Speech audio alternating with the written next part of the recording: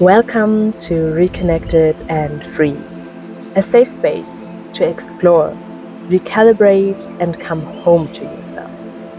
I'm Maya, your podcast host, and together we are on a journey of creating a life that feels true to you.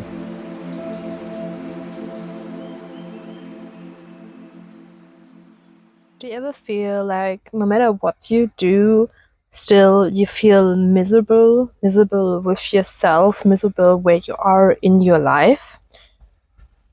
How about today we open the perspective to a completely different approach?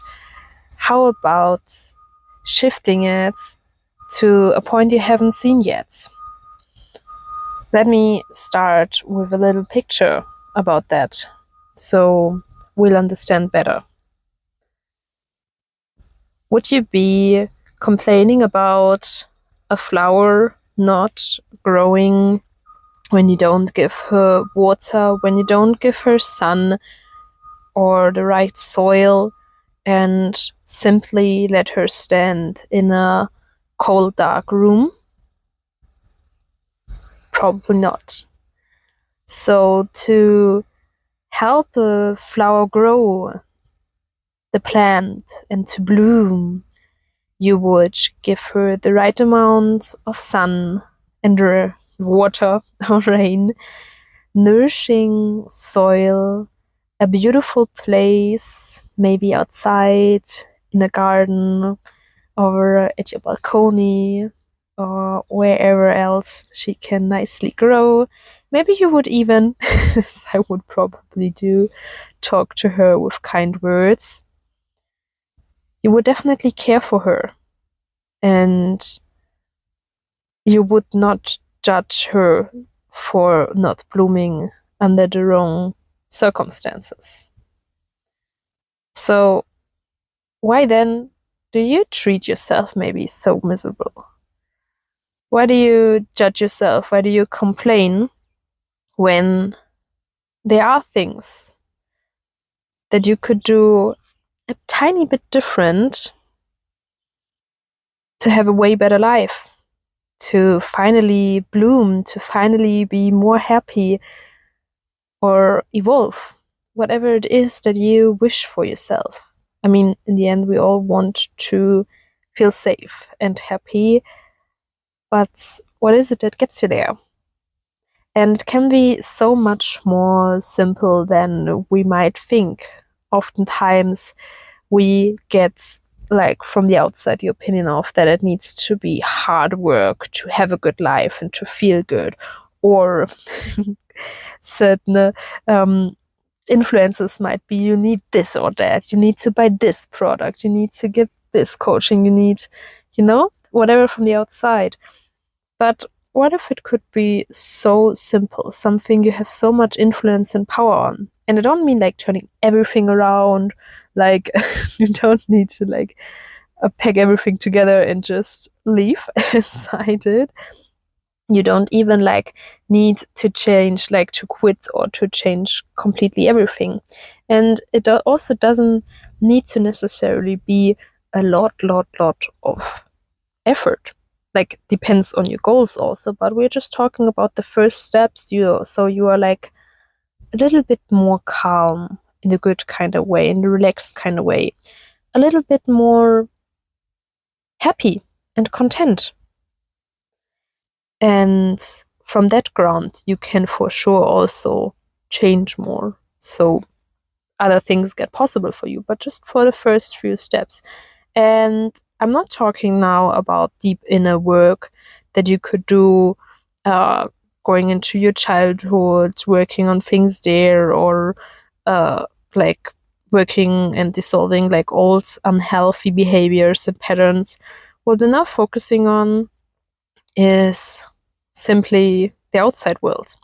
Because what we oftentimes totally underestimate is the big influence our surroundings have on us. So it's not like, hey, something is wrong with me, I just need now to do this course and change this on my personality and on myself, and I'm so unchangeably bad anyways and whatever. Sure, it is important to look inwards and to reflect and to then do the things differently. And sometimes a deep dive can be exactly what you need. But let's keep it for this first moment just more at the surface, to just, as I said, feel more, a little bit more happy, a little bit more calm, content, maybe to stabilize and ground yourself, because honestly, that work, that inner work that gets you to beautiful places into your dream life, that can also be heavy, that can be exhausting and can take a lot from you. But to be able to really dive deep and to get to those places where the enormous change can happen, you need to have a little bit of a stable ground. And we also want you to, as soon as possible, feel already a positive shift in your life. And that's why we just look a little bit more outwards today. So, talking about your environments, because we underestimate, as I said, how much our outside world is influencing ourselves and our inner world. Our inner and outer world are constantly like influencing each other and trying to level out so that they are congruent, so that they are balanced out, so that they fit to each other. Like, we are always building our own reality, and that happens from within, but also from without. It's like a back and forth, like some kind of circulation maybe.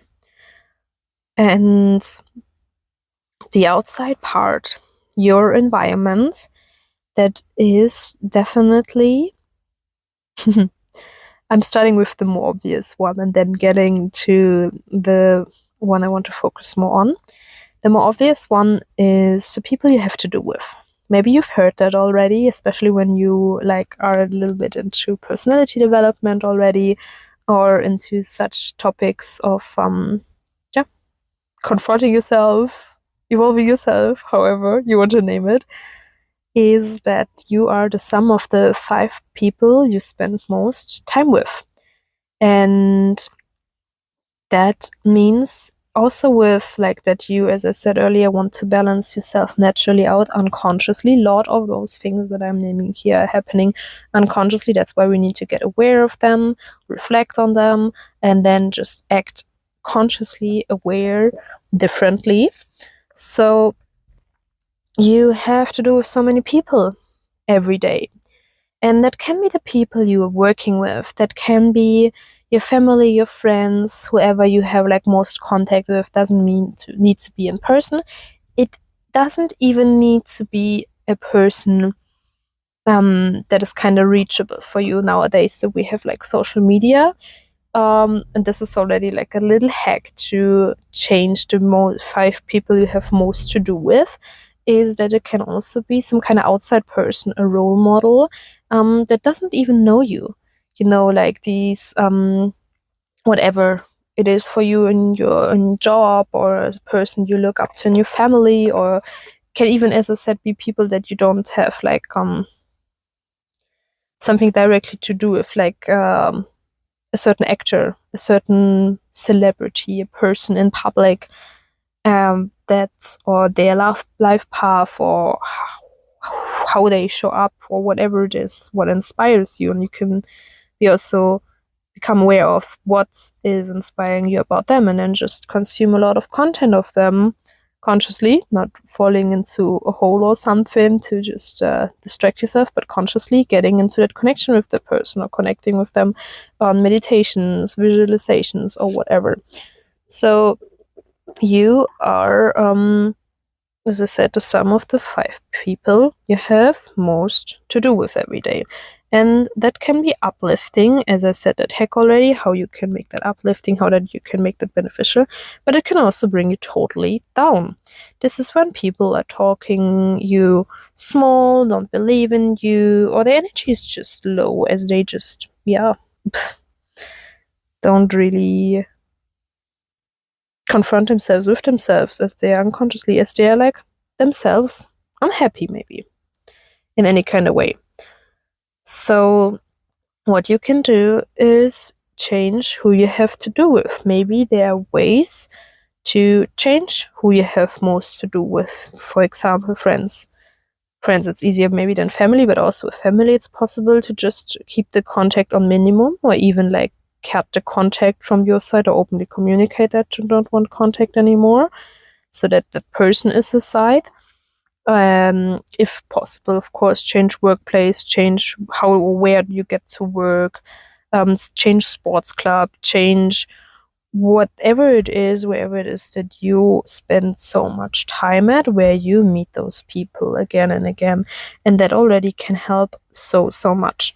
And with that, as with many things, that is like one of my main advices I can give, like for the whole way on your personal development journey, is that if you want to call something in your life, if you want to manifest something, if you want a big change, then you always first gotta make space. Because how could you receive something new? How could you receive a big gift in your life, any kind of gift, when both of your hands are full? So we first let go, and so do we let go of people, for example. And I know that's easier said than done. Just gotta keep in mind why you're doing this, why it's worth it, and believe in better people are there to come. And think about who and why you want people in your life. That's also how you can like call in people in your life. For example, your dream partner or a best friend that you want to have. You gotta imagine how these people should be like in relationship to you, how they treat you. I don't mean like what style they have or what they look like exactly. Like, I mean those deeper traits and the relationship you have to them, and how this is just bringing you more happiness in your life. And this is just a hack with the people. Just gotta keep in mind that in the end, it's you creating your own happiness, and never make that dependent on anything or anyone else ever. It's just helpful to, be aware and change your field, kind of. Also, your outside field, as we're talking about that now. Another big thing about the environment, another big like category, kind of, is your space. Yeah, let's just simply call it space. It is where you spend most of your time. Do you have a home where you feel safe and comfortable, where you can deeply relax and that you are content with? Does it feel spacious? Does it make you feel creative? Does it feel aligned? Does it feel good somehow? Or is there always something broken in your home? Is it dark and you don't like it dark? Is there always something missing? Is it small? Does it not smell good? Whatever. What does your working place look like? Is it somewhere where you can focus and where you like being, or is it somewhere when you're like just glad when you can leave that space? And yeah, that also has to do with the people around in those places, but it also has to do with so many more factors. As I said, for the home, when something is broken, does not smell good. For me personally, a big factor is, for example, when the radio is running all day long at places, when it's not comfortable, when it's just a small, big, like small place where everyone is just sitting together in their own kind of cabin, where it's gray, where it's cold, whatever. I mean, for everyone it's something different, but just to give you some ideas, talking out of my personal perception, could be different for you. Maybe you like cold environments. I don't. So yeah, and with these kind of environments, focusing on where you're working, if you're working somewhere inside, or where you spend like most time, maybe it could also be your home. Just see in your personal frame what you could change to simply feel more comfortable there. Because in the end, when we feel like content somewhere, when we feel safe somewhere, that makes us also feel more happy, in what I experienced. So maybe you could just, when you can't change completely that place, or just want to have a short-term solution, bring more colors into that environment, a nicer place to sit, a photo, a plant. Maybe you can have a smell, or a smell on yourself that is like anchoring you, that is making you feel good. maybe you can exchange some of your interior or from the things you're working with, or whatever it is, honestly. And I feel like this is already changing a lot. And those are just the micro changes you can make. As I said, sometimes it's needed to completely replace something, may it be items, may it be changing the space where you spend most time with, whatever. There are options, and there are options that we also might not see at first, but maybe we get to see when we think about that, when we look at those spaces, when we talk with others about that, and then just trying out, what is it? What is it like? What changes when we change a little bit at the outside?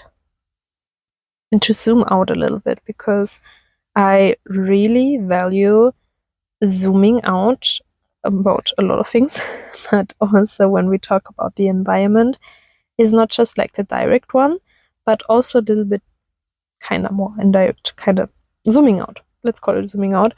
Is where do you spend most time in the context of, like, do you live in a nice part of a city or a part that you don't like but it's cheap?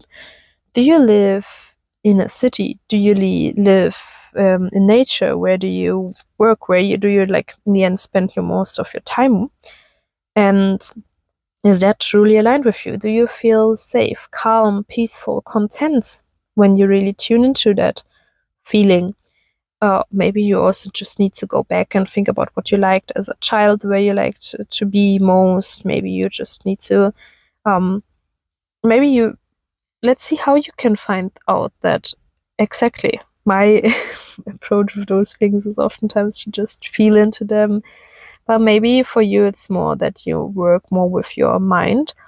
So you gotta make a pro cons list about, I don't know, do I like living in a city pros and cons, and then you can see directly what you like or dislike about that bigger kind of environment. And if you live in a city and you like it, that's wonderful. It's just what I discovered that many people, so for them, I'm now continuing talking about this specific direction about living in cities. For many people, me included, they think it's convenient to live in a city because you have everything available, short paths, and that it's actually fine. But once you live, like, more in nature, it changes so much. It makes your life more peaceful, your nervous system calms down. You just overall feel better. And that doesn't mean you need to, like, move into another country or another kind of uh, out into the mountains or, like, onto the countryside. It can also just be that you move, like, a little bit further at the edge of a city, and there have, like, a more nature-like environment. Maybe it is also just that you, if possible, move into a place where there's a garden, or where you share a garden with someone else, or maybe it is just having more plants in your house, in your room, in your apartment, whatever, at the first place, you know? We gotta start with those small things to tune into, and what we can also realize, because it's way easier to buy some plants probably than to just completely move. Maybe you also can, like, just make holidays in the countryside and then just tune into if that's what you like more. Or maybe you can just drive more often to a forest. Maybe that's already enough for you, but just really to ground back into nature, because this connection I feel like we really lost, but which is, like, giving us so much life quality and can energize us so fast, no matter how drained we are.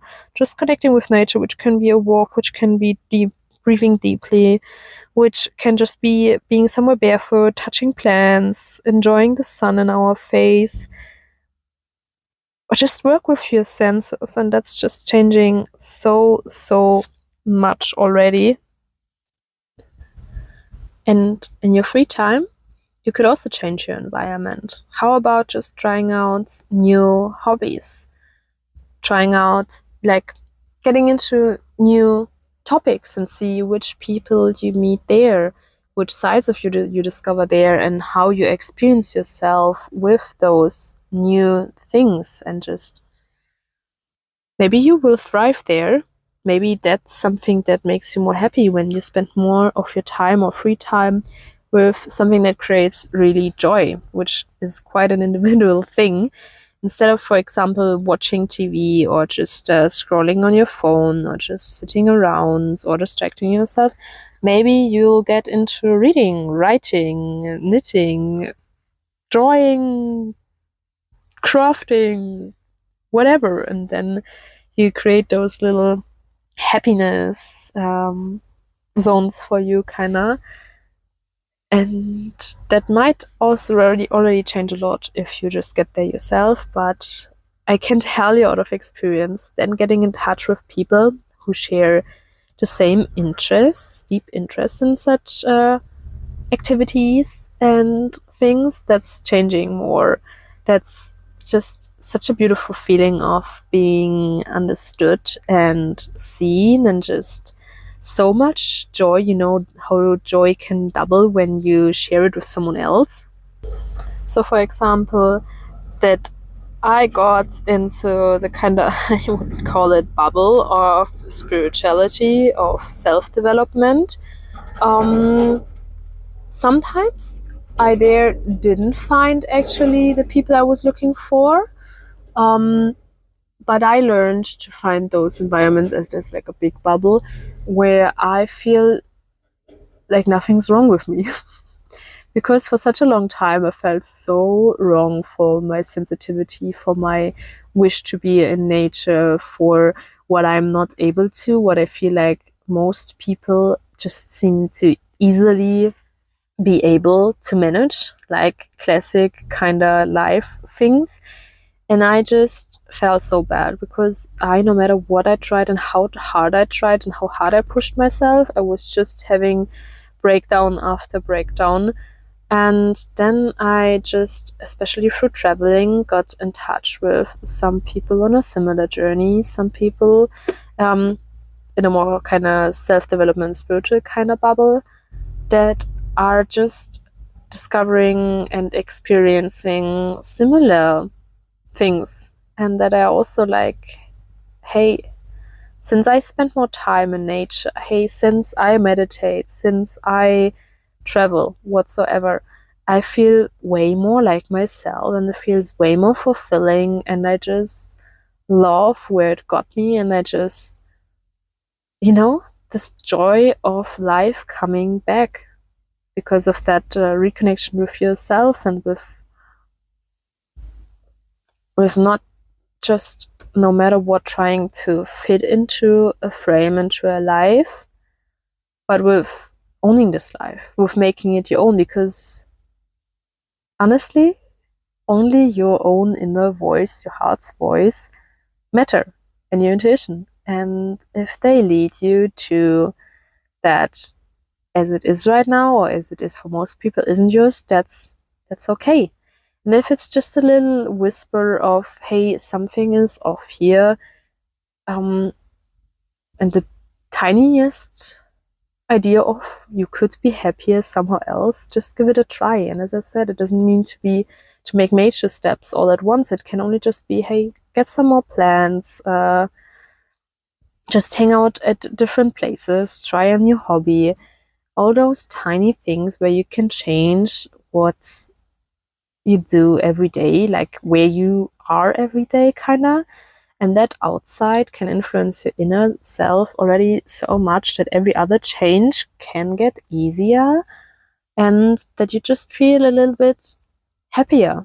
And that's so beautiful. And I just wish for you to be happier and to find back your own inner joy, maybe even your passion. I really wish for you to just live fulfilled and happy, whatever that means for you. And only you can find that out and then lead yourself further to your own happy journey and happy life.